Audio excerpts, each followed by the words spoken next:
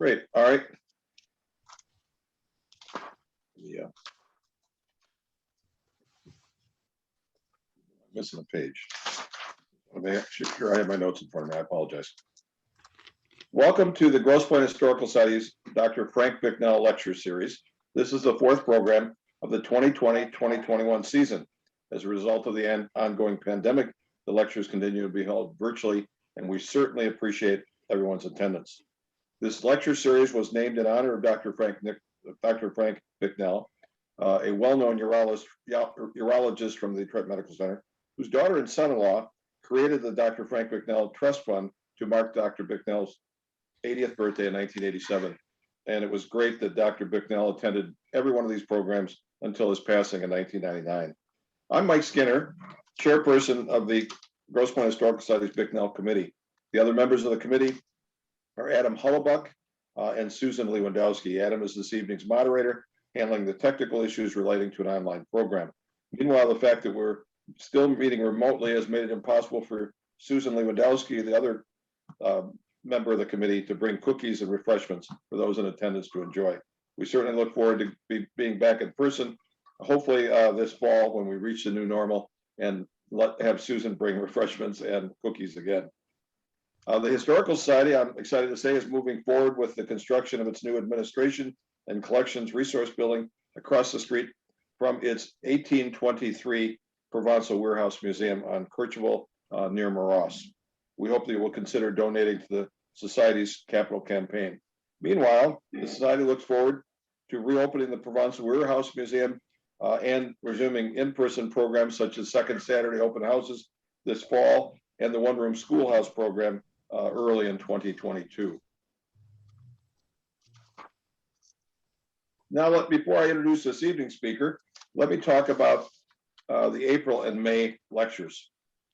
The April 21st program is entitled Grosse Pointe's Real Estate Point System and Ethnic Diversity in the 1960s. In 1966, when the first African-American family purchased a home in the Grosse Pointes, they had to have a straw buyer. In other words, someone else had to buy the house for them so that the real estaters, the realtors didn't realize who was buying the house, sadly. And in April 1969, Grosse Pointe Farms defeated an open housing ordinance. Thus, despite the adoption of the federal government's U.S. Fair Housing Act in 1968, ethnic diversity certainly came slowly to the Grosse Pointe community. A real estate point system existed in the community until about half a century ago.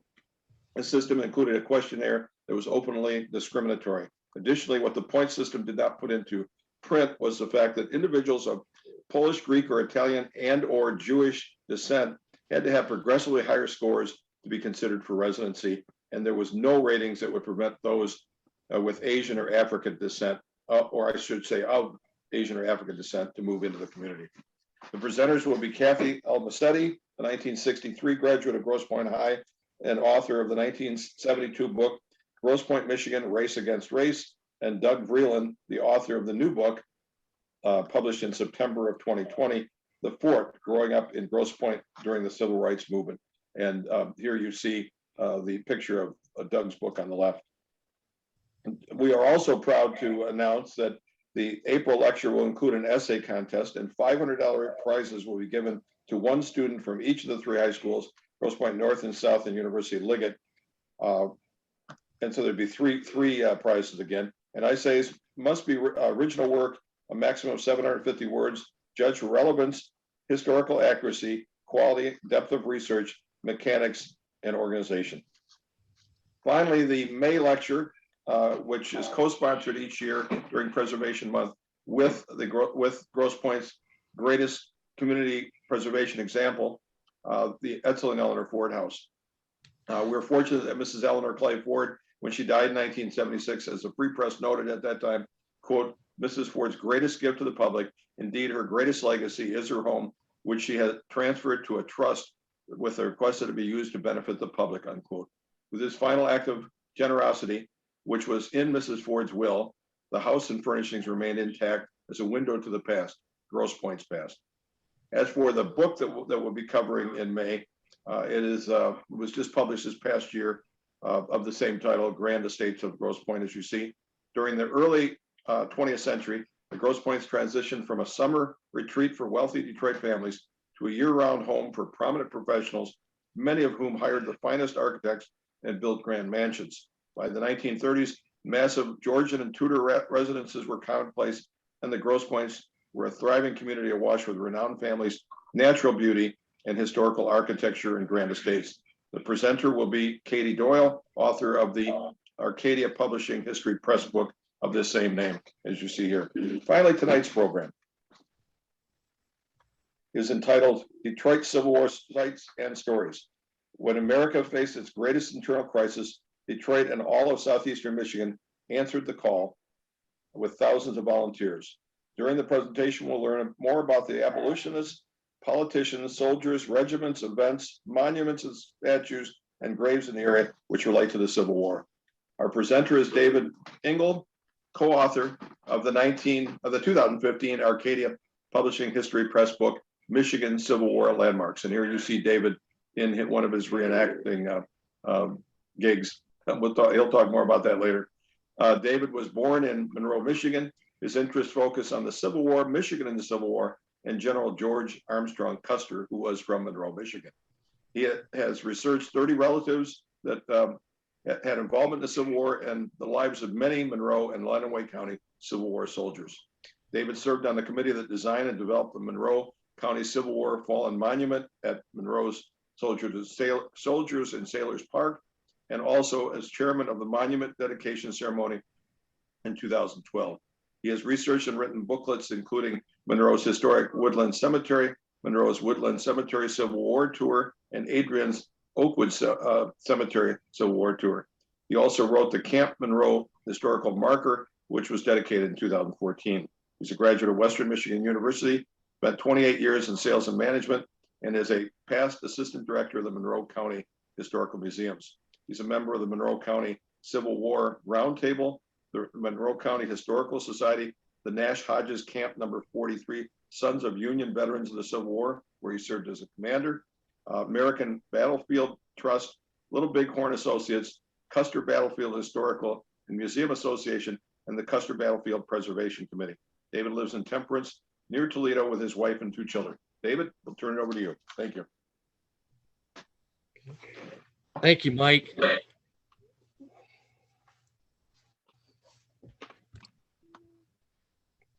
We'll bring the screen up here. There we go. And Adam, you're recording, right? Yes, we are recording. Okay, I'm sorry. Good. We're good to go then. David, Okay. Before we begin, I'd like to thank the Grosse Pointe Historical Society for inviting me to speak to you tonight. I'd also like to thank Mike and Adam for the technical expertise on their side, and my son Austin, who's also helping out. If we have any snafus, he'll be right on it.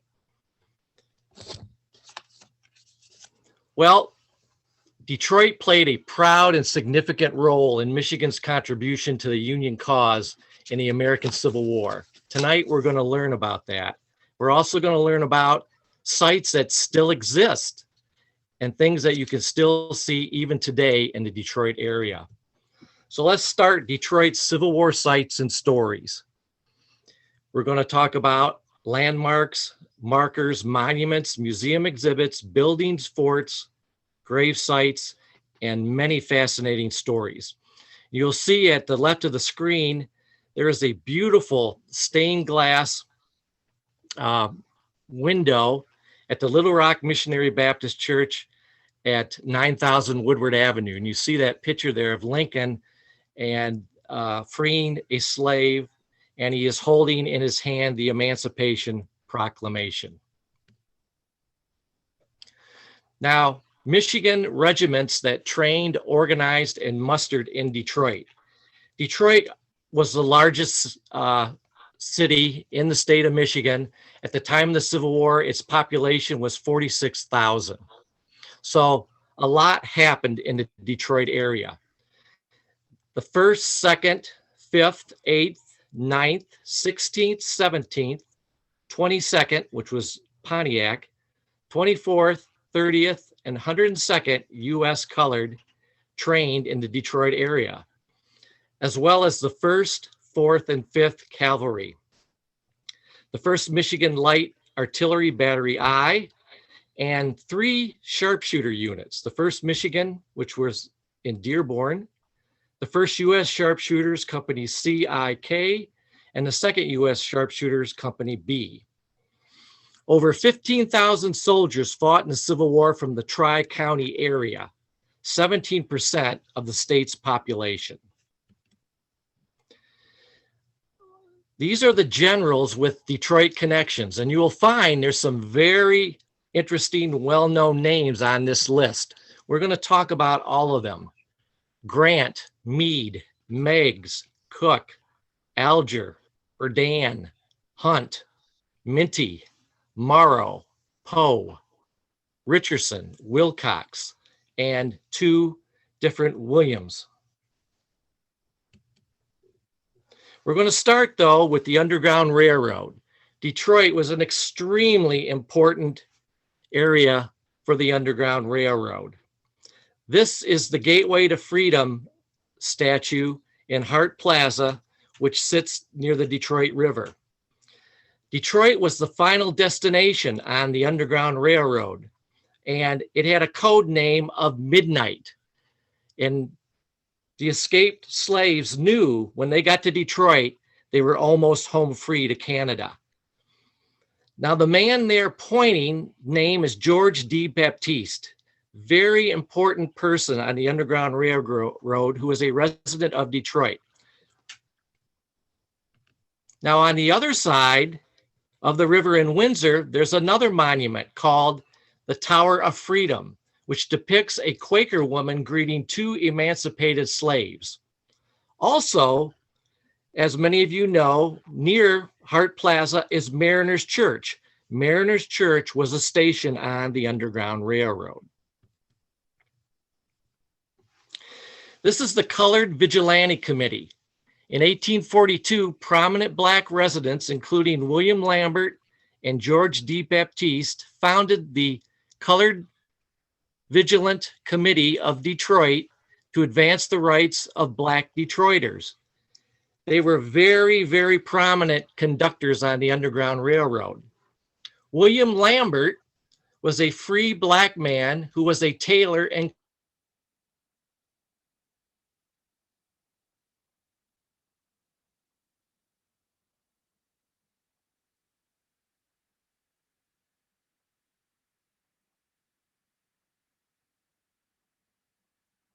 of Northwest Territory and General William Henry Harrison's private valet. He also went to the White House when William Henry Harrison became president. But as a lot of you probably know, he wasn't president for very long, about a month. So after Harrison died, D. Baptiste moved to Detroit. And he was a very successful merchant. He actually owned a steamboat, which he used to transport runaway slaves to Canada. This is Finney's Barn. For freedom seekers, Detroit stations like Finney's Barn were an important last stop along the Underground Railroad before they reached freedom in Canada. Now, this plaque and the one you saw before are in the Underground Railroad display at the Detroit Historical Museum. The Finney Barn was located at the northeast corner of State Street and Griswold. Finney ran a hotel, and then he had a stables barn where his guests would keep their horses.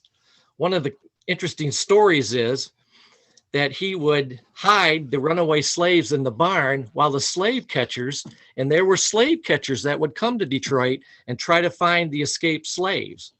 He would house the slave catchers in his hotel while he was hiding the runaway slaves in his barn. This is located, the state plaque here, in Greektown. And it's a famous incident where John Brown had a meeting with Frederick Douglass and the important people involved in the Underground Railroad from Detroit.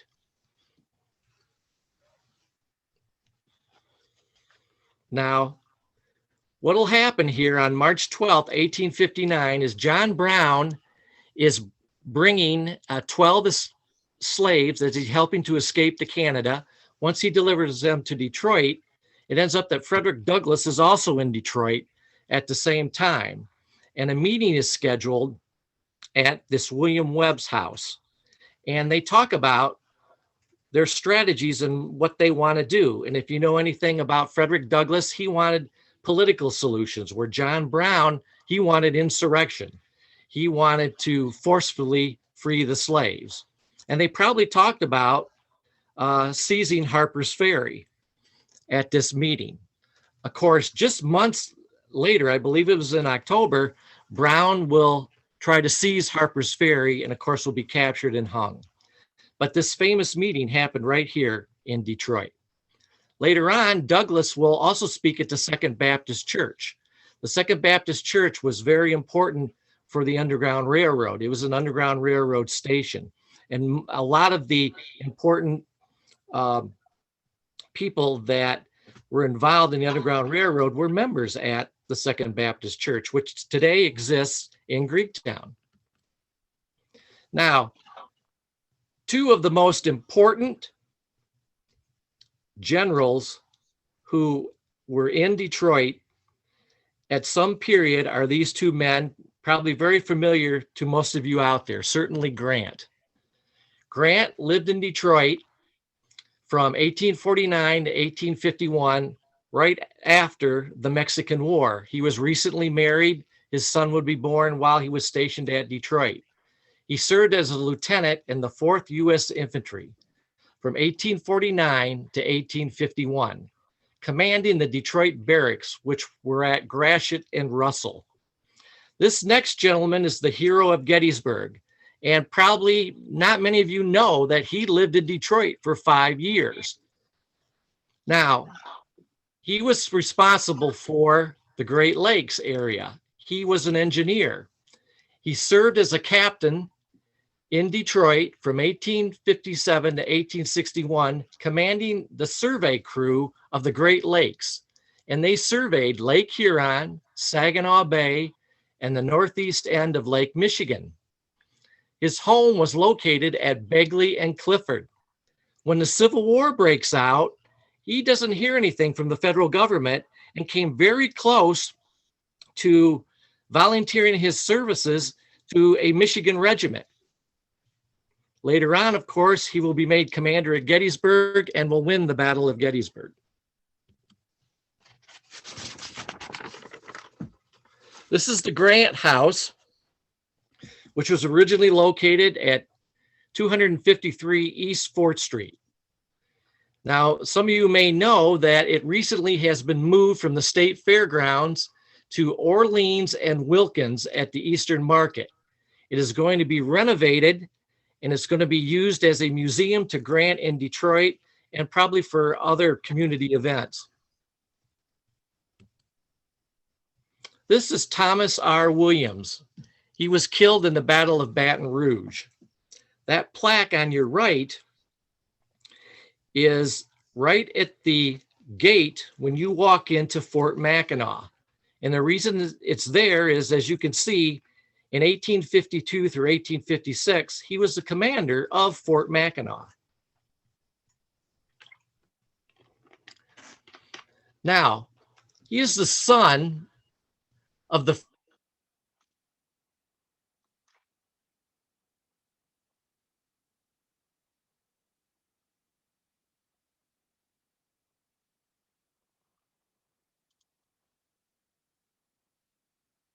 There are numerous references of him in Sarah Morgan's diary, The Confederate Girl's Diary, which is about occupation of Baton Rouge. He's also mentioned a lot in another book called Among the Cotton Thieves by Edward Bacon, but he is not mentioned very favorably in that book, though nobody is, according to Bacon. This is General Orlando Wilcox. He is a native Detroiter. He was a West Point graduate and lawyer. He was the first commander of the 1st Michigan Infantry. He received the Medal of Honor for his actions at First Bull Run. He was a brigade, division, and corps commander. And not to get into all the particulars of brigade, division, and corps, but the higher the amount of men you command, then these names go up, corps being very high just before army. He led the first troops into Petersburg after it fell. They were the first troops to enter Petersburg. He remained in the Army of the West after the Civil War. And by the way, Wilcox, Arizona is named after him. This is General Alpheus Starkey Williams. Most of you are probably familiar with this statue.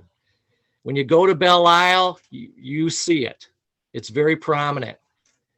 He is a very, very interesting guy. He was known as Michigan's citizen soldier because he wasn't a West Pointer. He didn't graduate from West Point. He actually graduated from Yale. He was a lawyer, judge, postmaster, bank president, owner, editor of a newspaper, and a U.S. representative. He served as a brigade, division, and corps commander like Wilcox in many of the major battles of the Army of the Potomac. He also served in the Army of the Cumberland.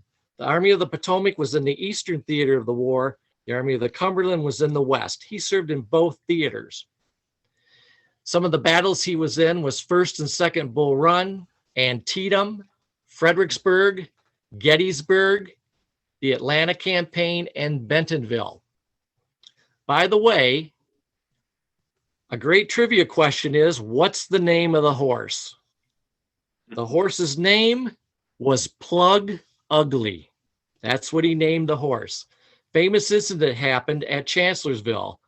A artillery shell exploded below the horse. The horse and Williams are catapulted up in the air, and they come down, and basically they had no injuries whatsoever. He was a really tough horse. He was sculpted by Henry Merwin Schrady, who designed the Grant Memorial in front of the U.S. Capitol in Washington, D.C. This is the famous Special Order number 191, written for or by, not written by, but actually the words of Robert E. Lee. His adjutant signed it, who was General Robert H. Chilton, and a Lieutenant Samuel E. Pittman, who was from Detroit, validated this order, and I'll explain what that's about. This is a written order about what the Confederate Army was going to do, which resulted into the Battle of Antietam. It was wrapped with 3 cigars, and it ended up being dropped somehow on the ground, and some soldiers from an Indiana regiment who served under Alpheus Williams found it. It got back to Williams.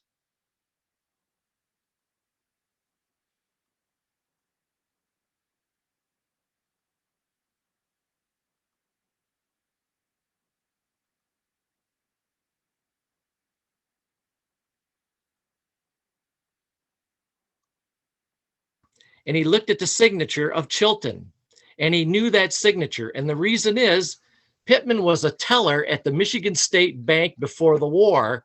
Chilton was the United States Army paymaster in Detroit. So he cashed all these checks for the U.S. Army signed by Chilton. He had seen his signature thousands of times. That's how he validated that it was a legitimate letter of orders. And that's what McClellan had in his pocket for the battle. So McClellan had the plans of the Confederates for the Battle of Antietam. Now, if you know anything about the Battle of Antietam, he didn't do the greatest job of carrying out the battle when he actually had the plans, but he did have the plans. This is General Henry Hunt from a very well-known family in Southeast Michigan and Northwest Ohio, early pioneers of the area. Hunt was a West Point graduate.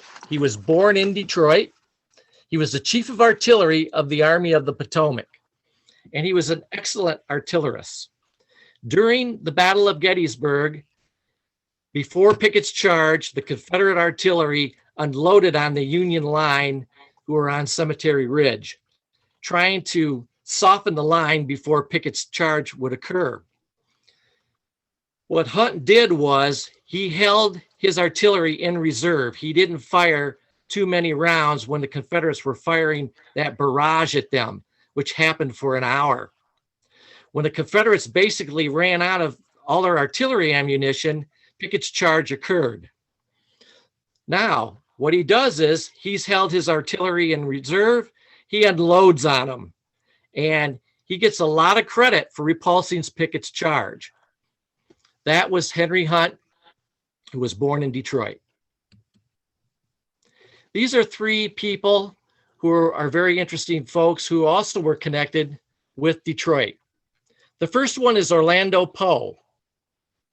Orlando Poe was a former colonel of the 2nd Michigan Infantry.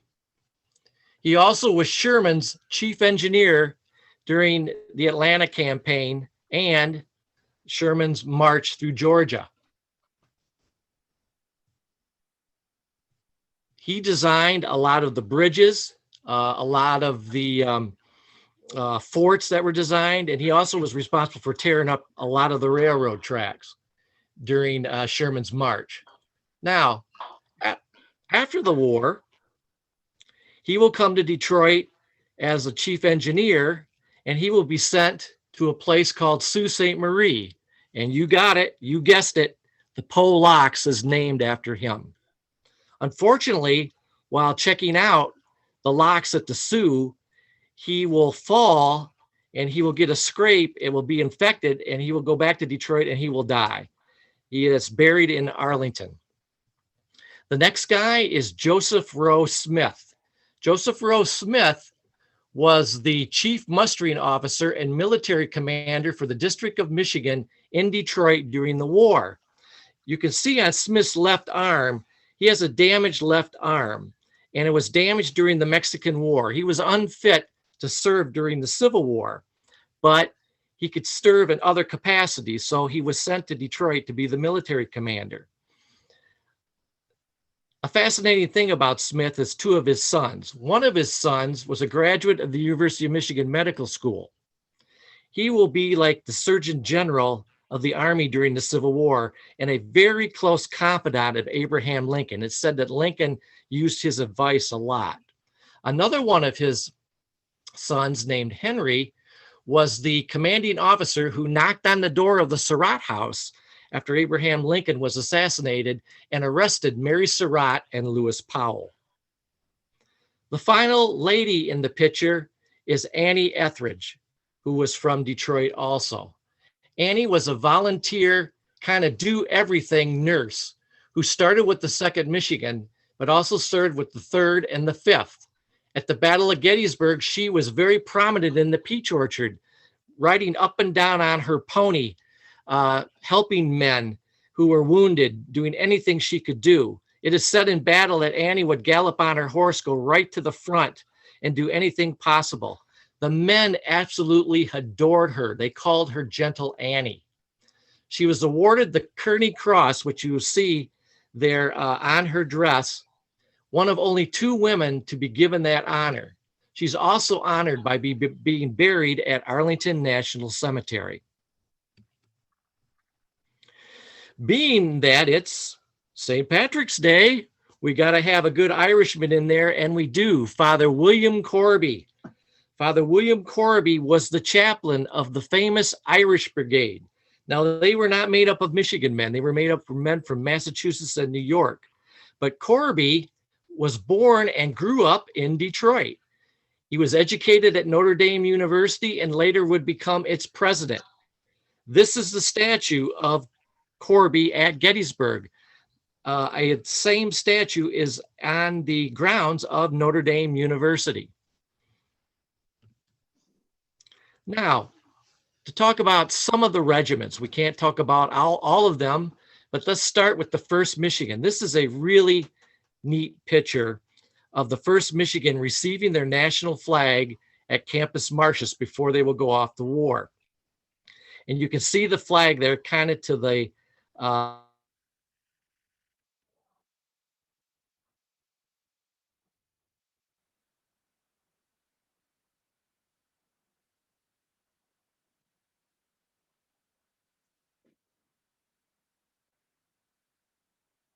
when it was given to them. Now, the 1st Michigan organized and trained at Fort Wayne. They originally were recruited from Southeast Michigan towns. They usually were militia units, and they originally served for 3 months because if you recall any of your history about the Civil War, both sides thought it was going to end really quick. So they only signed up regiments for 3 months. Of course, that didn't last very long, and then they had to sign up for 3 years. They were the first Western regiment because Detroit, Michigan was considered the western part of the country at the time, to arrive in Washington. And President Lincoln was so relieved to see them that he said, "Thank God for Michigan." They would fight in most of the largest battles of the Army of the Potomac.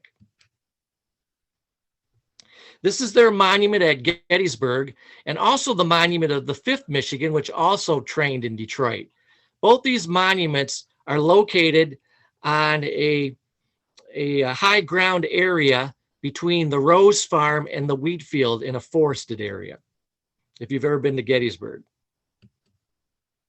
This is a really, really descriptive picture of the 2nd Michigan Infantry, which also trained in Detroit. They trained at Fort Wayne, and they were commanded by a West Pointer from Pontiac named Israel Richardson. We're going to talk more about him later in the program. They fought at First Bull Run, Malvern Hill, Fredericksburg, Vicksburg, Knoxville, the Wilderness, Spotsylvania, and Petersburg.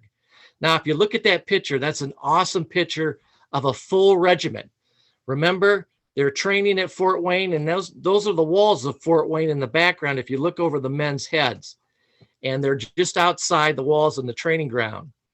And what is neat about that picture is a full regiment's 1,000 men. So you've got about 1,000 men lined up there. Then in the forward area, you see men that are like 6, well, maybe 10, 12 feet apart. Those are the captains and the lieutenants. Then there's another guy that stepped out a little bit farther. That's probably the major, the lieutenant colonel. And then the guy in the far area to the farthest by that little tree at the end of the picture is probably Richardson, the colonel. But that's an awesome picture. Toward the middle of the war, like at Gettysburg, those 1,000 men will be reduced to 5.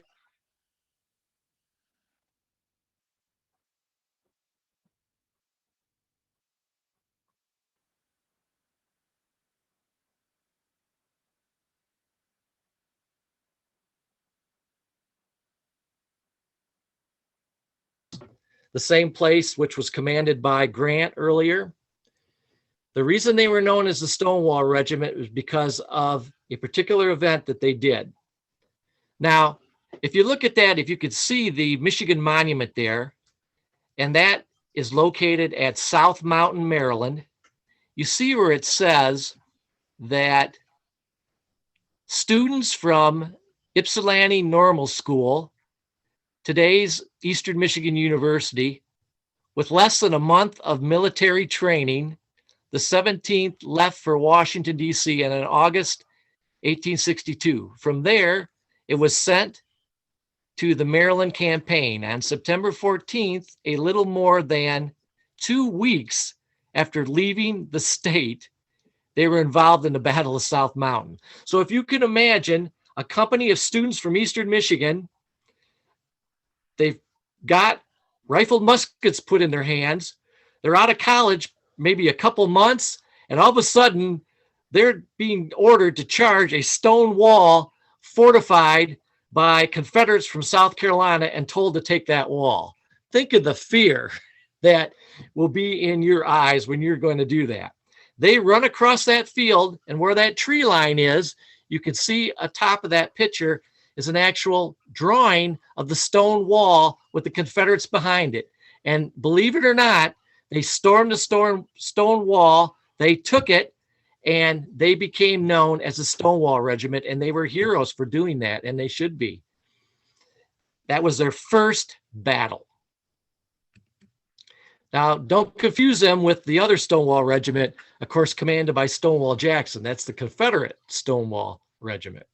This is the 17th Michigan's monument at Spotsylvania, where they just were annihilated.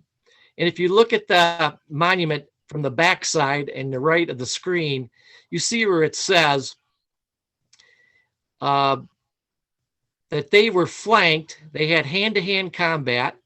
The 17th lost its national colors and 189 of 225 men.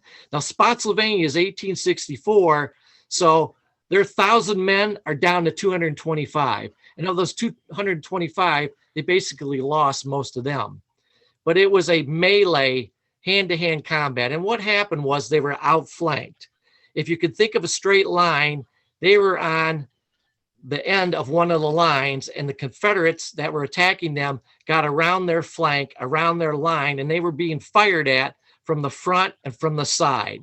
So they were in a very precarious situation, and it didn't work out real well for them. But that monument is there to honor them for that battle.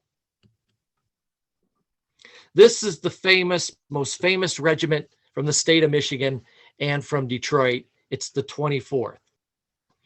Most of you, if you study the Civil War, have heard about the 24th Michigan. They were known as Wayne County's own because most of the men were from Wayne County. Colonel Henry Morrow and the 24th Infantry of the Iron Brigade.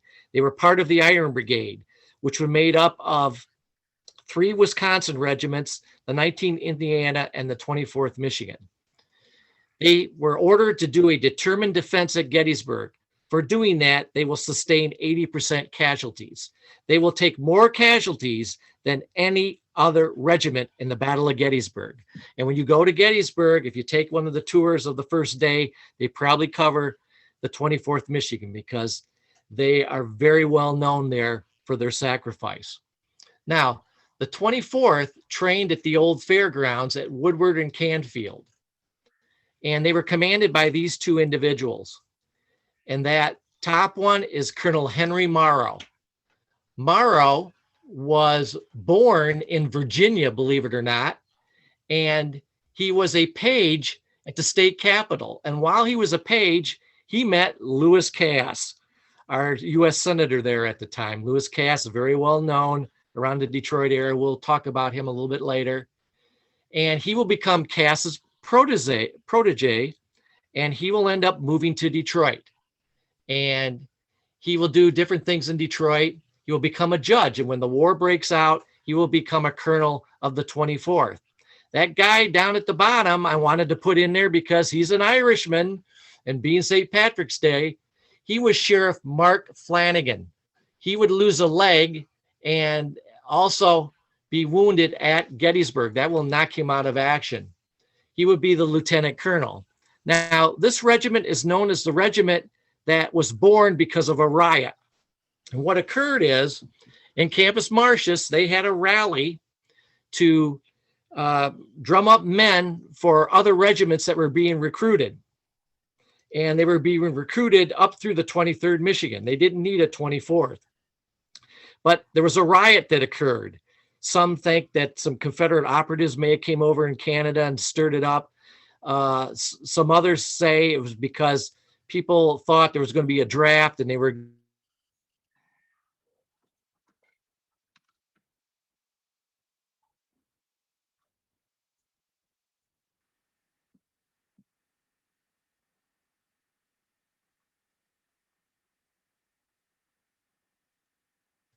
that ends up being the 24th Regiment and being recruited mostly from Wayne County, and that's the reason. Now, at Gettysburg, this is where their action will happen. This is in the Herbst Woods at McPherson Ridge. And the 24th, on day 1, what occurs is that the Union Army doesn't have enough men up where they need to have them to face the Confederate Army, which is already coming at Gettysburg. So the First Corps, which the 24th is part of, they are ordered to hold no matter what at all costs. So the rest of the Union Army can come up. They haven't arrived at Gettysburg yet. So they need these kind of sacrificial lambs to hold out. Now, you got to remember that it's like 2 or 3 to 1. And they are ordered, you don't move. You do everything you can. You give up your territory as hard as you can. So what occurs is they end up taking on the 26th North Carolina. And you see where the red arrow is, that marker there is to the 26th North Carolina.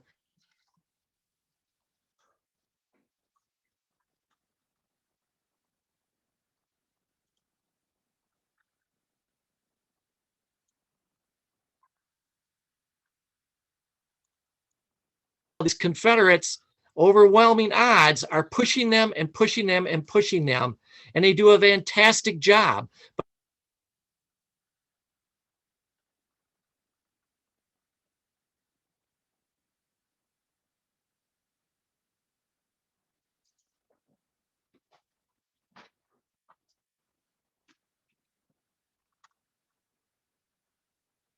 It'll take 3 days. And in the end, the Union Army will win the Battle of Gettysburg, probably the most important battle of the Civil War. And the 24th Michigan is one of the most important units in the whole Battle of Gettysburg.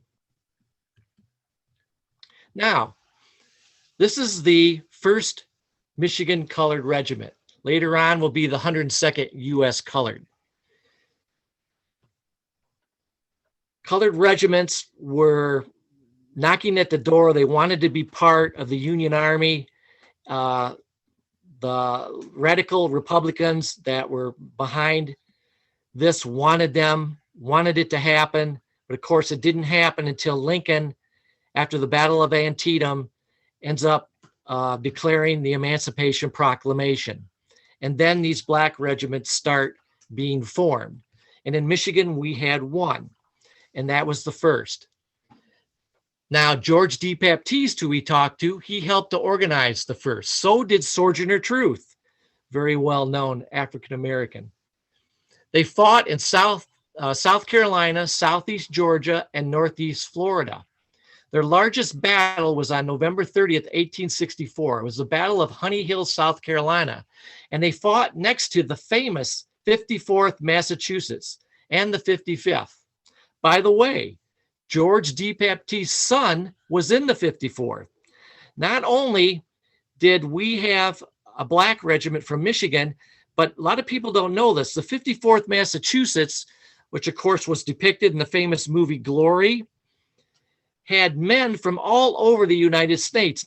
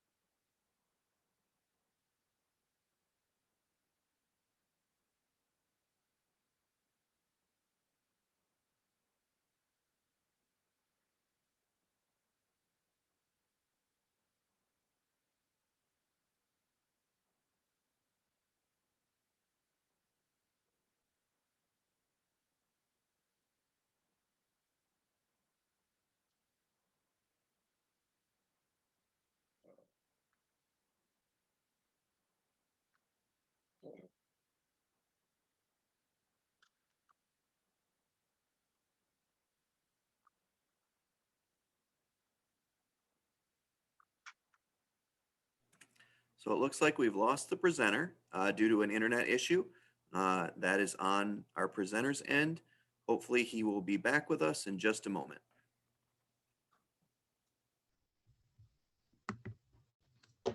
There you go. Okay, I apologize. Internet went out, but we are back.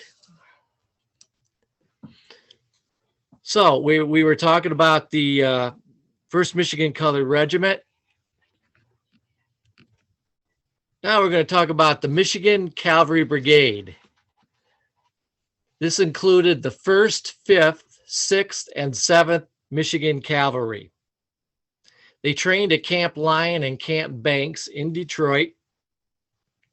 And the 1st and 5th were from the Detroit area, Southeast Michigan.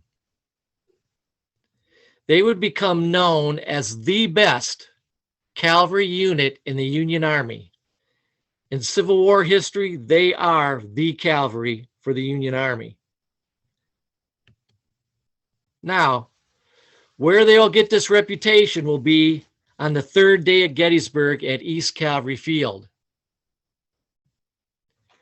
This is the monument to the Michigan Cavalry Brigade, right in the area where they would make the charge, which would turn the actual cavalry battle toward the Union. And as the story goes, Jeb Stuart and his invincible cavalry for the Confederates were given an order by Robert E. Lee, and there's a lot of debate about what they were doing, but on the third day will be Pickett's charge. Also on the third day will be this cavalry battle, which will happen 3 miles from where Pickett's charge happened. And it's a lot of controversy about what actually Lee wanted Stuart to do. But no matter what it was, he was going to create havoc in the back of the Union line, either during or after Pickett's charge. And what could occur is, if Pickett's charge was successful and he was able to get behind the Union line, the Battle of Gettysburg would have been lost. So the Michigan Cavalry Brigade, as well as all the cavalrymen that were part of this, were very important on basically the back end of this battle and making sure that that didn't happen.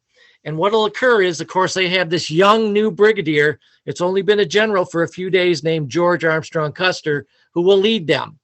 And what he'll do is he'll lead different cavalry charges. He will send the 5th Cavalry out as skirmishers. Remember, the 5th trained in Detroit. Then he will march the 7th Cavalry in a charge against the Confederates. And they will go at it hot and heavy, and they'll end up, the 7th will retreat. Then he'll go back and he'll summon his more veteran group, which is the 1st. Again, they trained in Detroit, a lot of Detroiters. And he will say to them, "Come on, you Wolverines." And they will charge headlong into the Confederates. They will crash into each other, sabers wheeling, guns shooting, and they will defeat the Confederates in one of the most famous cavalry battles of the Civil War. This is where it occurred at East Cavalry Battlefield.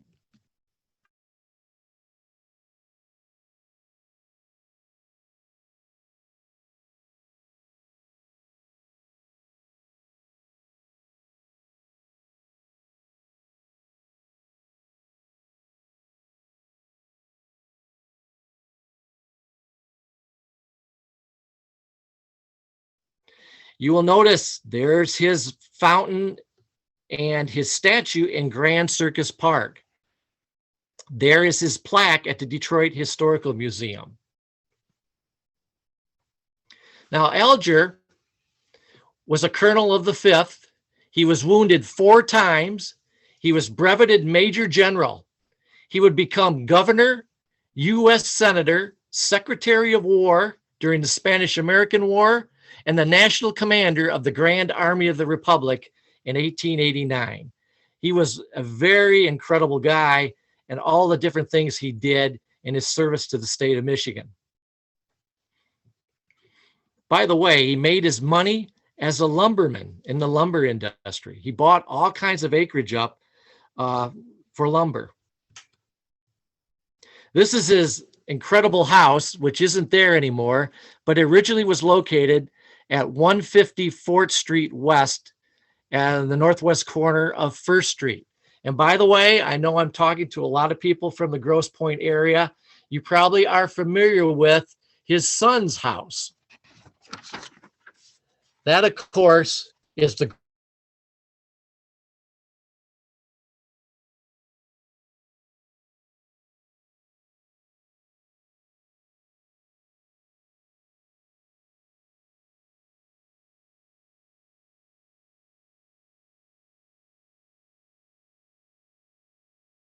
sculpted the Lincoln statue in the Lincoln Memorial. This is another really incredible Michigan cavalryman that probably you haven't heard of. He was known as the Custer of the West, and his name was Colonel Robert Horatio George Minty, and he commanded Minty's Sabre Brigade. Now, Minty was born in Ireland. Hey, there we go. He served in the British Army before immigrating to Ontario, Canada, and then to Detroit. Both his father and grandfather had fought in the British Army. So he already had military experience by the time the Civil War comes around. The 4th Cavalry trained at Camp Minty, and it was located right near Elmwood Cemetery. They fought in Tennessee, Alabama, and Georgia. Their major engagements were Stones River, Chickamauga, the Atlanta Campaign, Wilson's Raid, and the capture of Jefferson Davis. Now, this is the 4th Michigan's monument at Chickamauga. This is a close-up on it, and it shows Reed's Bridge. And you can see the men. There's a creek there, that's Chickamauga Creek, and there's a bridge. On one side are the Confederates trying to get over, on the other side are the 4th Michigan Cav trying to keep them from getting over. And they did a fabulous job. They were ordered to do exactly what the 24th was ordered to do at Gettysburg. They were ordered to keep the Confederates from getting over that bridge. And they did that. Same type of theory. So the Union Army could come up at Chickamauga. They could get more of their men up to handle the Confederate Army, who were outnumbered them at the time. And they did that. They got a lot of credit, and they did a fantastic job. Minty is an amazing guy, similar to Custer. He was a swashbuckler, just an incredible guy, and known for using the saber like he did in the British Army. And that's why he was known for saber charges. Now, talking about the 4th Michigan Cav, they were involved in one of the most famous things that occurred at the end of the war, the capture of Jefferson Davis. After the war is winding down, Davis and some of the Confederate cabinet are trying to escape, and they're going south. And they've gotten clear to Georgia. They've left Richmond. They've gotten clear to southern Georgia, and the Union Army are hot on their tail. And one of the cavalry regiments, or ends up Minty's brigade, which was more than one regiment, but included the 4th Michigan, he was ordered to try to track down and find Davis and his party. So what he does is he sends a Wisconsin cavalry regiment and the 4th Michigan down different routes. And what will happen is the 4th will get there first. So what then occurs is they will surround the camp. They will find it. The 4th Michigan will find his camp. They will surround it. They will wait overnight. And then in early morning, they will spring the trap, and they will end up capturing Jefferson Davis. Unfortunately, the Wisconsin regiment was close by, and they fired on each other. It's a very sad incident, and actually killed 2 of the 4th Michigan guys.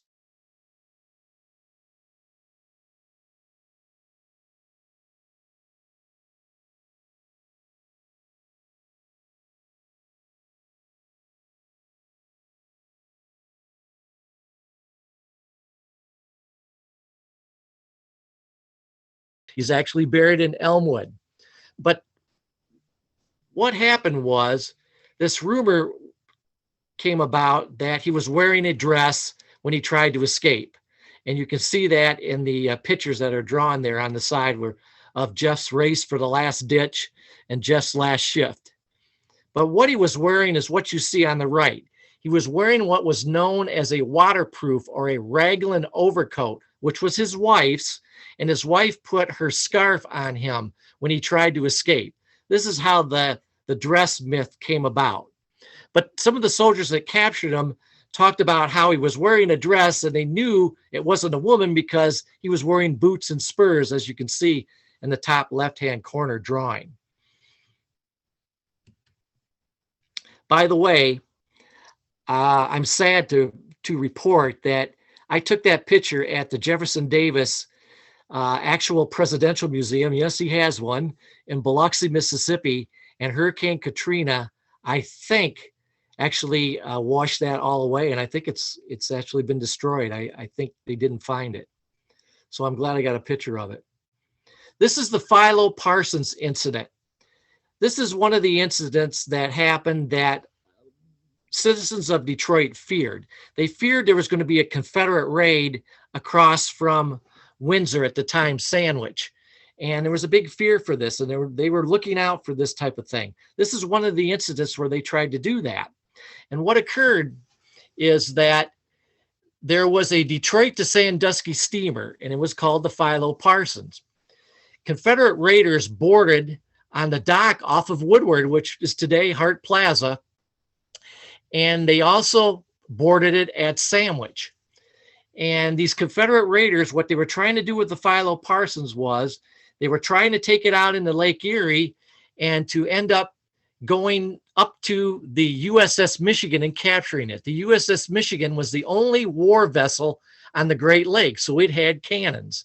And what these Confederate operatives wanted to do was they wanted to turn that ship against Johnson's Island prison, which was full of Confederate officers who were prisoners there.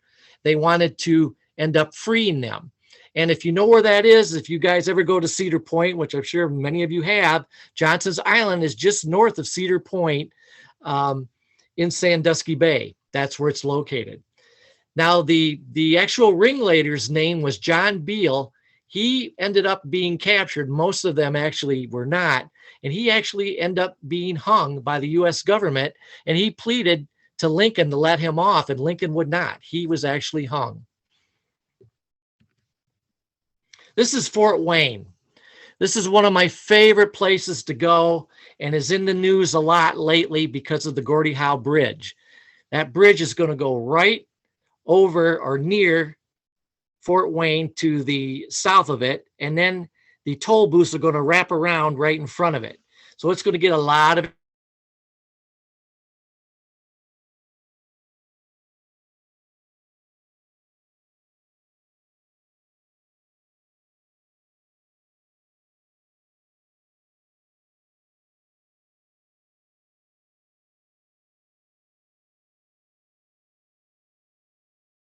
the actual Star Fort part maybe become part of the national park. It probably will over time.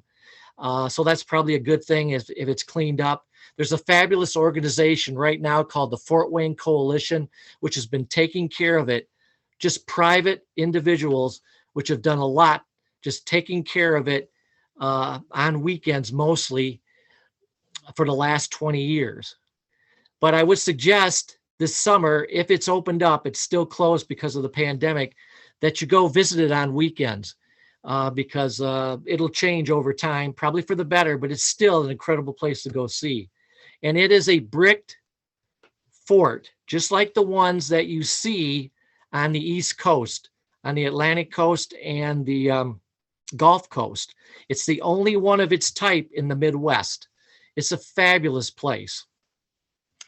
It was built, well, before I tell you about that, I want to tell you about where it's at. It's in a very strategic location between the U.S. and Canada. It's in the shortest distance between Canada and the U.S. on the Detroit River. It's also where the British General Isaac Brock and Chief Tecumseh crossed the Detroit River to capture Detroit in the War of 1812.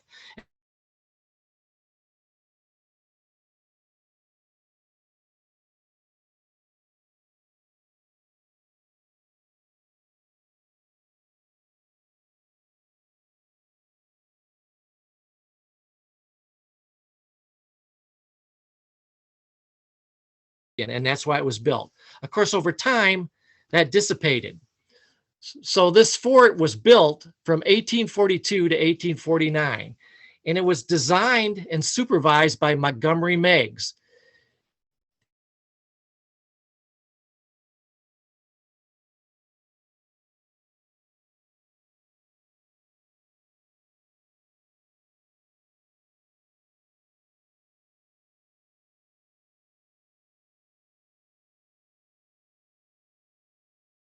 See what it looks like. On that bottom left-hand picture, you see the walls and the gates to get into the fort.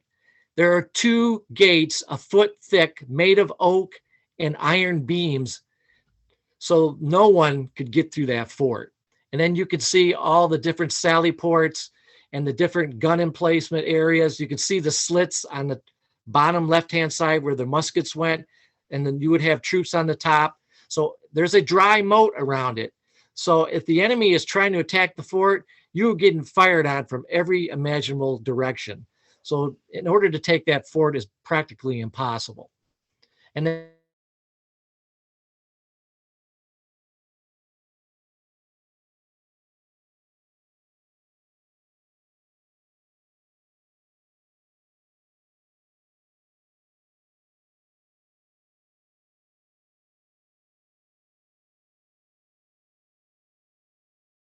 livid about it.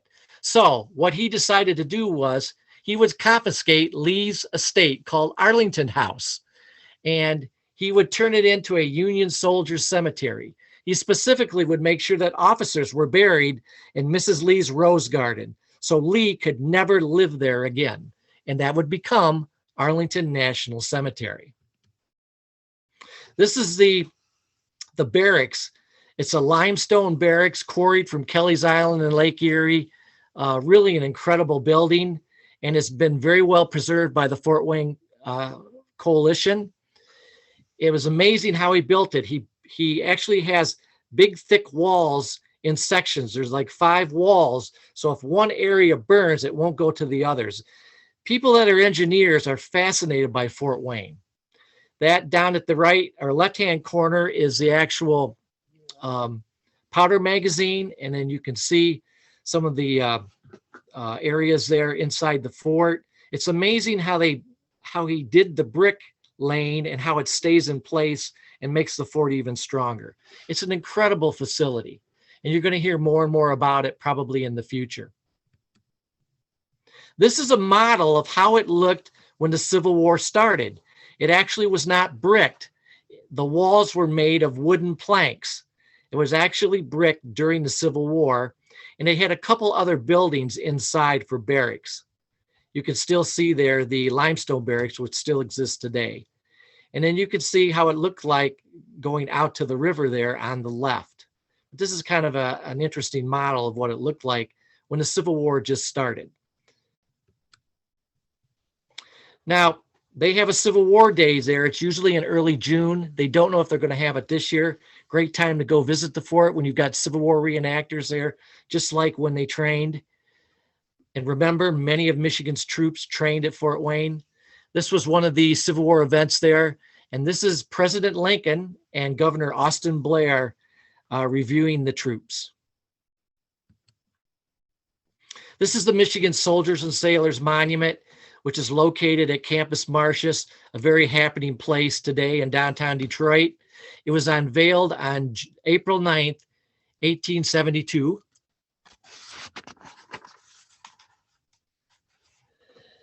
The dedication was attended by 25,000 people. And also there was Generals Philip Sheridan, Ambrose Burnside, and George Armstrong Custer. It states, erected by the people of Michigan in honor of the martyrs who fell and the heroes who fought in defense of liberty and union. 4 soldiers depict the Navy, infantry, cavalry, and artillery. 4 female figures represent victory, history, emancipation, and union. 4 plaques of Lincoln, Grant, Sherman, and Farragut, and an Indian queen on top who represents victorious Michigan. The monument represents Michigan's 90,000 who fought and the 15,000 who died in the Civil War. It's really an incredible piece of art. 2 other monuments that you may recognize, not far from Comerica Park, in Grand Circus Park, are the statues of Governor Mayor Hazen Pingree and President Lincoln's statue at the Skillman Library. That is not in Grand Circus Park. That is at the Skillman Library. Now, Pingree is one of Detroiters that is most well-known mayors. He was beloved and a very impactful mayor. He was also governor of the state. He was very successful in the shoemaking business, and as mayor was known as a social reformer. Potato Patch Pingree, for turning vacant city land into vegetable gardens. But most people don't know, and you see in his statue, he's not wearing a Civil War uniform. He was a Civil War veteran of the 1st Massachusetts Heavy Artillery. He was actually a New Englander and was captured and imprisoned in Andersonville, where he heard about the Detroit scene and what was going on in Detroit from fellow Michigan prisoners. So after the war, he moves to Detroit. He actually escaped and was at Appomattox when Robert E. Lee surrendered the Army of Northern Virginia. The Abraham Lincoln statue is holding a copy of the 13th Amendment, which outlawed slavery. It used to be in the courtyard of the Lincoln Motor Company, which was founded by Henry Leland, who admired Lincoln very, very much. Of course, he also founded Cadillac. Leland's an interesting guy. He worked as a tool maker in the Springfield U.S. Army in Massachusetts during the Civil War, making rifled muskets. Later on, he will come to Detroit and get involved in the auto business. This is the Grand Army of the Republic building, and it is on 1942 Grand River. Now, I took this picture before it's been all refurbished. It's now beautiful, and it has businesses in it, restaurants, and it's been totally refurbished by the Minefield Media Company. They've done an awesome job, and I hope to go in it someday. I haven't been in it, but the Grand Army of the Republic ballroom is on the top floor, and they've redone the actual paintings. They had 3 large paintings, and they've redone those paintings somehow and have put them up in there, and they've got a little museum to the Civil War. They've done an awesome job. For you people that work in downtown Detroit, this building, of course, is known as the Castle. In 1891 and 1914, the GAR will have its actual encampments, which is their meetings for the whole country in Detroit. And here is a picture showing the parade going through campus marshes. These are the GR medals that they would have had. The first one on your left is a membership medal. The one in the middle is for the silver anniversary of the encampment in 1891 in Detroit. And the one on the right is for the encampment in 1914. And you see they already have a little car actually on the medal there.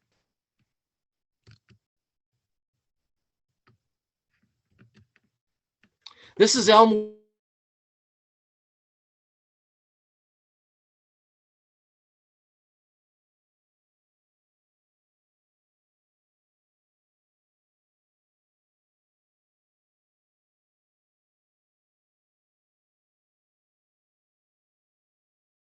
500 Civil War soldiers interred there, 28 generals. They also have 3 Medal of Honor awardees and 7 members of the 102nd U.S. Colored. This guy on the top right-hand corner is interesting, John Jaco. You can see on his tombstone, I won't pronounce his name, but he's actually an American Indian. And we're going to talk about that in a little bit. These are some of the guys we've already talked about. Their graves that are located in Elmwood: Alpheus Williams, Thomas Williams. There's Russell Alger's actual burial place. Alger was very wealthy. He did very well in the lumber business. And then this is Colonel Thornton Broadhead, who was the first colonel of the 1st Michigan Cavalry, who was mortally wounded at 2nd Bull Run. We're going to talk more about him later. These are the Medal of Honor awardees, 2 of them that are there. Frederick Swift, who ended up commanding the 17th Michigan. Joseph Keene, who was in the 14th Michigan. And this is a very interesting guy here, Philip St. George Cook. He's a major general. He's actually a Virginian who stayed loyal to the Union Army. But when the war was over, his family didn't want him back in Virginia. He didn't dare go back to Virginia. So he ends up settling in Detroit.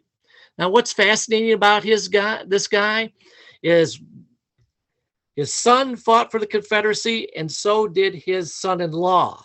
And I don't know if anybody out there can guess, but guess who his son-in-law was?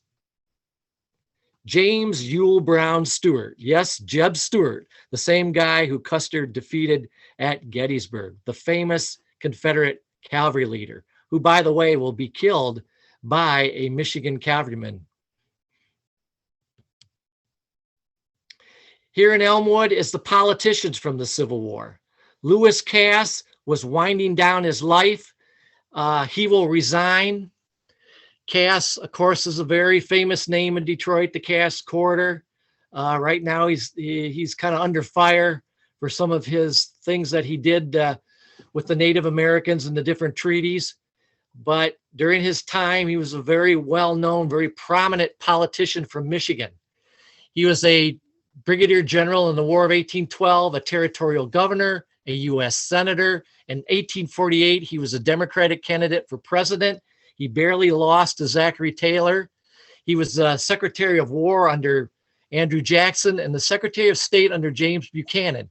But he resigns at the end of Buchanan's administration because he was disgusted with Buchanan and how he handled the South and their threats to leave the Union.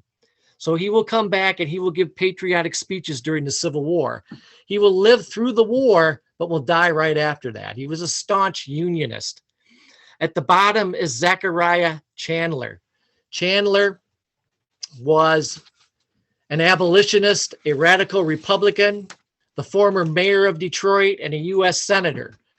During the war, he penned the blood-letting letter to Governor Blair, which may have helped start the war, where he said a little blood must be spilled. Also, Secretary of the Interior under U.S. Grant. He helped clean up the corruption in the Indian Agency. Now, he also did something kind of interesting. He wrote the order that the roaming Sioux must be on their reservation by January 31st, 1876, or will be deemed hostile. That order will result in the Battle of the Little Bighorn. This gentleman on the top right-hand corner is someone that has been forgotten and one of the most important politicians in our United States history, and that is Jacob Howard. He was an abolitionist, former mayor of Detroit, one of the founders of the Republican Party, and U.S. senator who had a major role in the drafting of the 13th, 14th, and 15th Amendments to the U.S. Constitution. The 13th abolished slavery in the United States. The 14th granted citizenship to former slaves, and the 15th gave the right to vote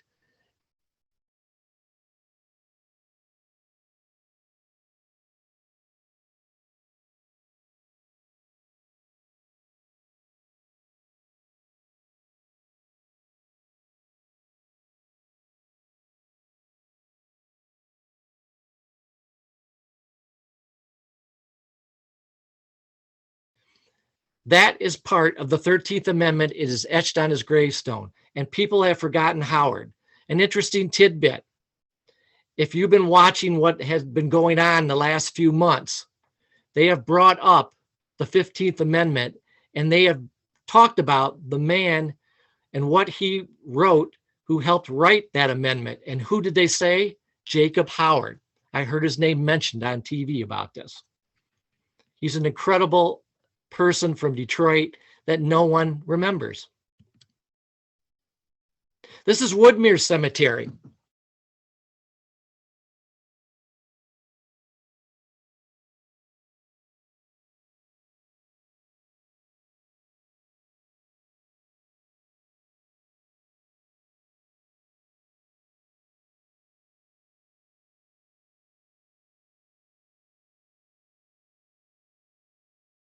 His family were settlers of the downriver area.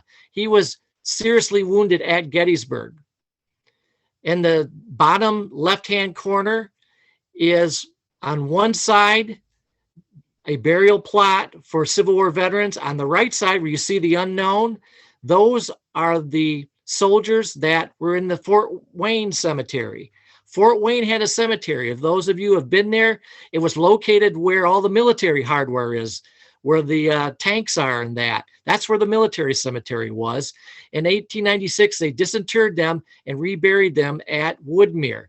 There are 156, 34 were unknown. In the top right-hand corner is the grave of Lieutenant James Verner. Yes, that's the same guy who went off to war, had a concoction in an oak barrels, came back, tried it, tasted really good, and became Verner's Ginger Ale. Some also interesting guys buried there. This is the only guy in my presentation who has no Civil War connection, but he has an auto connection, and that's David Buick. He is there.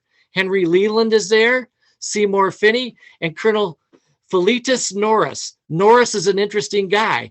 He was the second superintendent of Yellowstone National Park. If you've ever been there, you go to the Norris Geyser Basin. You go to Mount Norris. They're named after him. He's credited with doing a lot of positive things at Yellowstone National Park. This is an interesting story. This is Lieutenant Henry Clay Christensen. His father was a U.S. Senator. He was a chief judge of the Michigan Supreme Court. And this is George Pickett. What do they have in common? Pickett never came to Michigan, has nothing to do with Detroit. Christensen does. He is buried in Woodmere Cemetery. What's an interesting story is Christensen's daughter married Pickett's son. Pickett's son was a graduate of Virginia Military Institute. That's been in the news recently. And they were husband and wife. And unfortunately, Pickett's son was in the U.S. military. He was involved in the Philippine insurrection. He was coming back at sea, back to San Francisco, and died at sea and is buried at Arlington along with his wife, who is Christensen's daughter. But anyways, a fascinating story. Here's a guy in the 1st Michigan Infantry, fought in the Civil War, fought in numerous battles, and his daughter marries one of the most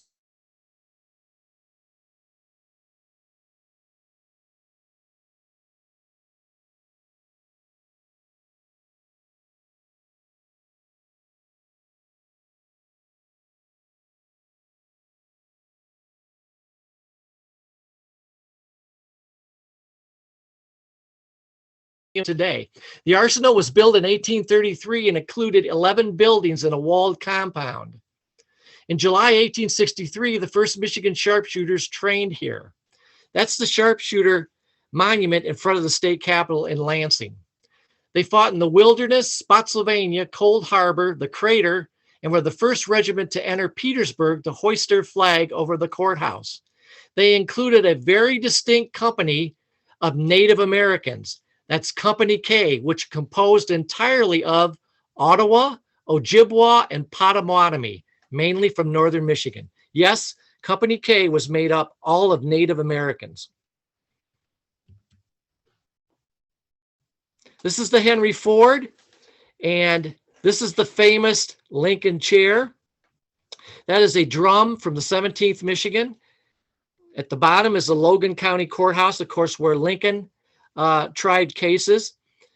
Of course, that's the chair that Lincoln was assassinated in at Ford's Theater. Now, that brings up Henry Ford and his uncles. Henry Ford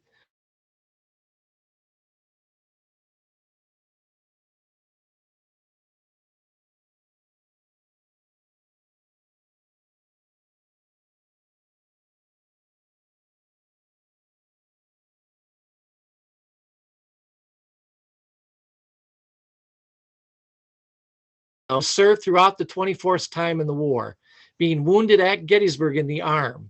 He also would serve as an honor guard for President Lincoln's funeral. The 24th was very well represented, very well thought of because of what happened at Gettysburg. Remember, they had 80% casualties, and they were chosen as an honor guard for Lincoln's funeral for their service.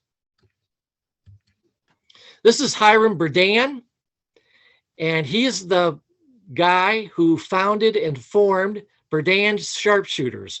They were the guys who were crack shots.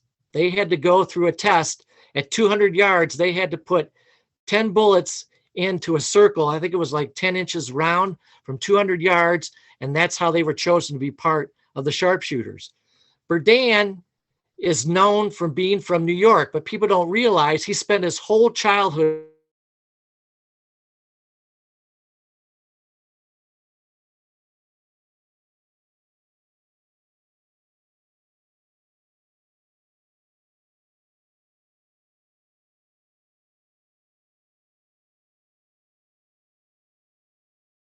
That's the famous Little Round Top at Gettysburg. They were part of defending that round top.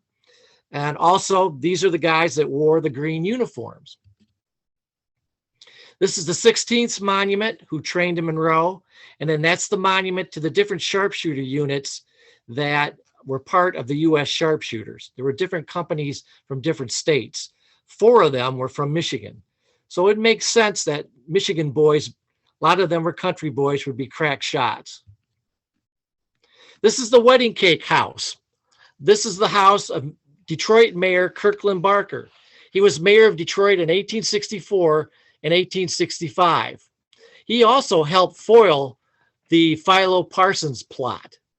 He also was a close friend of George Armstrong Custer and his wife, Libby. Barker and Custer were very, very good friends. And how they formed this partnership was they were members of the Detroit Audubon Club. And Custer was, of course, a very well-known outdoorsman. So was Barker. Barker, by the way, made his money in tobacco. He ran a company that sold tobacco, and he was very successful at it, became very wealthy. Now, Custer and Barker liked outdoors. They liked animals. They loved horses. They loved dogs. 2 of Custer's famous dogs were given to him by Barker. Custer learned taxidermy, and he would send specimens to this Audubon Club, and they would have them all in their rooms on display. When Custer and Barker were gone, the Audubon Club became the Detroit Scientific Society, and they got them. Today, some of those artifacts, particularly the Native American ones, are in the DIA, the Detroit Institute of Arts. Now, George and Libby had many Detroit friends. They knew Detroit well. And this included also his former soldiers and prominent businessmen. One interesting thing was he would invite Detroit businessmen to Kansas, and they would have buffalo hunts. And yes, Detroiters, city slickers would come to do these buffalo hunts along with Barker, and they were very interesting incidents. Libby writes about them in her books, about these guys having guns and riding horses. It was a miracle they didn't get killed. But he would entertain these Detroit businessmen out in Kansas and Nebraska on these buffalo hunts. This is Colonel Thornton Broadhead. He was a very, very incredible guy, and he had a house on Grosse Ile. We're on Grosse Ile now. He also was the editor at one time of the Detroit Free Press. He will be part of the 1st Michigan Cav, as I said before. He will be their colonel. And the book is dedicated to him. And in the book, we write his letter. He is mortally wounded at 2nd Manassas, and he says that 2 bullets have gone through my chest and directly through the lung. I suffer little now, but at first pain was acute. I have won the soldier's fate. I hope that from heaven I may see the glorious old flag wave again over the individual Union I have loved so well. Farewell, wife, babes, and friends. We shall meet again, your loving Thornton. This is Pontiac, and this is Oak Hill Cemetery. Buried there is Moses Wisner, Brigadier General Joseph Copeland, and Melvin Brewer. Moses Wisner is a former governor of Michigan, and his house is actually a museum in Pontiac. Copeland was the actual commander of the Michigan Cavalry Brigade before General Pleasanton kicked him out and put Custer in charge. Copeland's house is an area that you probably know in Orchard Lake. It's the preparatory school right now at Orchard Lake St. Mary's preparatory school. That was Copeland's actual house. Melvin Brewer was a lieutenant colonel under Custer in the 7th Michigan who was killed at the Battle of 3rd Winchester. But Richardson is the guy we're going to talk about. He could have been Michigan's most famous general if he hadn't been, unfortunately, killed early in his career at Antietam. This is his mortuary cannon at Antietam, where he will be killed, by the way, leading as part of his division, the Irish Brigade. He will be mortally wounded in that field right of the fence. They attacked the Bloody Lane. That's that lane there on your left. That's where the Confederates were entrenched. They were ordered to attack that, his division, which included the Irish Brigade. And what will happen is that a artillery shell will explode and it will end up hitting him in the chest area. He actually will survive for 3 weeks. And this is the house he will be in, where he will try to recover. He will be in that room where the arrow is. And he will be visited by Abraham Lincoln himself. And Lincoln is overheard telling him, when you get better, I am going to put you in charge of the whole Union Army. So Lincoln was already thinking about firing McClellan and making Richardson the head of the Army of the Potomac. Unfortunately, Richardson will die, and that will never happen. This is the 22nd Michigan. They trained in Pontiac. They will have a very heroic stand at Horseshoe Ridge on Snodgrass Hill in Chickamauga. What will happen in the Battle of Chickamauga is that the Union Army will be overrun, and there will be one corps that's left to hold the ground, led by the Rock of Chickamauga, George Henry Thomas. And part of that corps that's in charge of having to stand their ground is the 22nd Michigan. If they don't succeed, the whole Union Army will lose the battle. And they will be lined up on this ridge. You'll see the arrow. That's where their monument is. You will see the plaque there. And what that plaque shows is fixed bayonets, because what will happen is the 22nd will run out of ammunition and they will be charged by the Confederates. They will fix bayonets. They will be totally overrun. Most will be captured. Some will get away, but they will hold the ground long enough for the Union Army to retreat and not be annihilated. This is our final slide of the night, and this is of the last African-American Civil War soldier to be alive in the United States when he passed away in 1951. His name was Joseph Clovis, and he is buried in Pontiac's Perry Mount Cemetery. He lived in Pontiac. He actually died in the Dearborn Veteran Hospital. He was, as I said before, the last African-American Civil War soldier in the U.S. He is known for attending the last GAR encampment in 1949 in Indianapolis, one of 6. There are interesting pictures of him with the 6. He escaped from a Louisiana plantation during the siege of Vicksburg and joined Company C of the 63rd U.S. Colored Infantry. He'll end up coming to Pontiac actually when he was already around 100, because he had a niece that lived there and he came there to live with her. But he'll end up dying on July 13th, 1951 at the Dearborn Veterans Hospital, and will be the last African-American soldier of the Civil War. I'd like to conclude with a couple of last slides. These are the places with Civil War interpretation that we did not talk about that you can visit. The Detroit Historical Museum, the Charles A. Wright Museum of African American History, the Burton Historical Collection at Detroit Public Library have a lot of interesting Civil War paper items. One of them is the Grace Bedell letter. That's the letter where the young girl, Grace Bedell, before the election writes Lincoln and says, I think if you grow a beard, you'll have a better chance of being elected. The Second Baptist Church has Underground Railroad tours and a bookstore.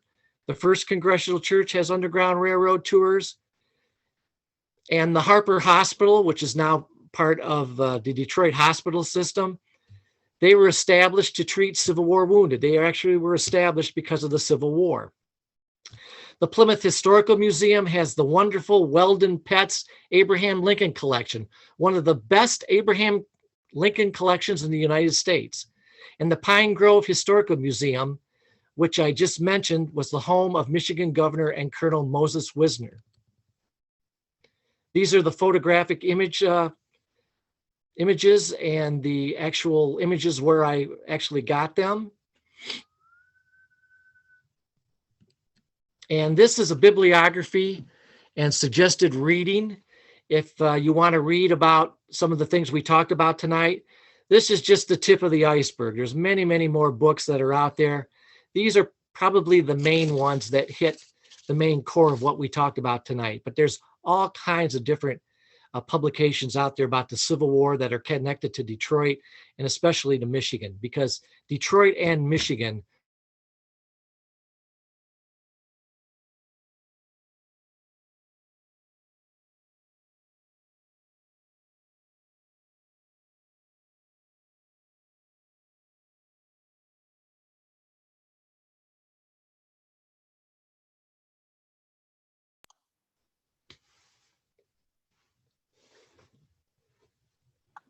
Okay. David, we got a few questions if you're ready. Okay. Did you get it all? We had a few audio drops, but I think everybody enjoyed it. I certainly hope so. Okay. Here's just some quick questions. I Sure. recently learned that there were draft riots in northern cities, including Detroit, besides New York, in the summer of 1863. Can you tell us anything about the Detroit draft riot? Yes, that is the one that the result of was the 24th Michigan. But what occurred was they had a rally at Campus Martius, and it was for recruitment. And during that rally, as I said, there's rumors that Confederate operatives had come over the river and were creating havoc. There also was a rumor that there was going to be a draft, which of course eventually did happen. And that's what got the riot going. And so that's the main thing that created the riot. But it was a result of recruitment. So because of that, the city fathers were embarrassed. And so they proposed creating an extra regiment. They were recruiting regiments up to the 23rd Michigan, but that was going to be it. That was all that they were supposed to recruit. What happened was the government would go to states and they would say, we want X amount of troops recruited. So the cutoff was the 23rd. So the 24th Michigan was created solely as a result of that riot because of the embarrassment. Very good. Okay. And then the next question is, did the Union soldiers consider themselves abolitionists? And if not, what did they see as the purpose in fighting the war? Okay. Yes and no. Some did, some didn't. There's a lot of debate about what were the reasons the Union soldier fought. If they were abolitionists, of course, the number one reason was to defeat slavery. Many of them were, many of them weren't. The other reason was to preserve the Union. There was believe it or not, there was this huge feeling that, the country should stay as it was. And that was the main thing, the preservation of the Union. But for others, it was the abolishment of slavery. There's a lot of debate about that. What was the number one cause? But the two main causes, certainly, the main cause as a whole was slavery. There's no doubt about it. But also preservation of the Union was very big. But to the common Northern soldier, it probably was the preservation of the Union. But it also may include the abolishment of slavery, too. There's a lot of debate about that. Very good. The next question, and I think I might be able to help answer this. Can one tour the Detroit Grand Army of the Republic building? The two restaurants on the main floor or on the ground level floor have been closed for much of the pandemic, but they both seem to have survived thus far. So I would suspect that they're going to reopen. As for touring the rest of the building, there's a company called Mindfield that is restoring it, and their phone number is 313-964-5240. Again, MINDFIELD, and their phone number is 313-964-5240. I'm not certain what is on the upper levels of the building. There was a large meeting room, and correct me if I'm wrong, David, where the veterans of the Civil War would have met up until the 1930s or something, right? That's right. And I got to tell you, I want to get in it myself. I have not been in it. But the upper floor was the meeting room, and we lost you again.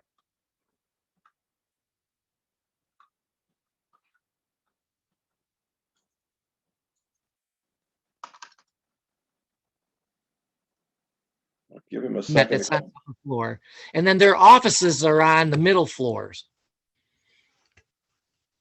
So I'm also hoping to get in it too. So Yeah, again, on the main floor, there's restaurants right now, and they've been closed for much of the pandemic, but they've survived so far. Very honestly, though, they didn't really save much architecturally on the main level. Exterior of the building is outstanding, but yeah, I this is getting me interested in going up and seeing the upper level also. And I think you just have to call the company that owns the building and yeah, I to be honest with you, I'm sure they've got quite a few before the pandemic. They probably got quite a few requests, particularly for Sons of Union Veterans members to go see it. So as time goes by, I'll probably learn more about trying to get in. I do know that one of the Civil War roundtables had their annual meeting there just before the pandemic. So there has been some people that have gotten in and seen it, but I'm not. so there's a way to see the upper level then for sure. Yeah, the people at Minefield have done a fabulous job, and that's a good example of what's probably going to happen at Fort Wayne. On a larger scale. Well, we certainly can hope so. And I'll tell you, with the new bridge, you are going to be looking right down on it, and like you said, where you enter at the ticket or toll booth, you're going to see the fort. I can't believe when I talk to people, how many people don't even know that there's an 1840s fort that was meant to protect us from the British in Canada. Right. So that's going to be interesting when a lot more people, it becomes much more visible to people going and coming from Canada. There's no other questions, but there is one comment. This was a very informative presentation, and contained many little known facts about Michigan and the Civil War, which made it even more fascinating. Thank you very much. I'm happy. I'm happy they enjoyed it. Great. I tried to cover a lot in a short period of time. So, David, how is your book available before we leave or before we end the program tonight? The best way is to get it through me. I mean, you can get it through History Press, and you can get it through Amazon, though I prefer you get it through me. Well, and you would autograph it and mail it to people if they. If you get it through me, I'll autograph it. Also, I'll put in. I've added a 2-page sheet of updates because a lot has happened since 2015. There's been different monuments that have been put up. There's also monuments being planned connected to Michigan, and I have a 2-page sheet explaining all the different things that have happened since the book has been written and some of the few things that were overlooked when the book was written. Very good. Well, hey, thank you so much. Thank you all that have remained till the end tonight. And please, if you can, the April lecture certainly will be very interesting, and it's on April 21st. Happy St. Patrick's Day, happy Easter and Passover to everyone, and have a good night. Thank you again, David. Take care.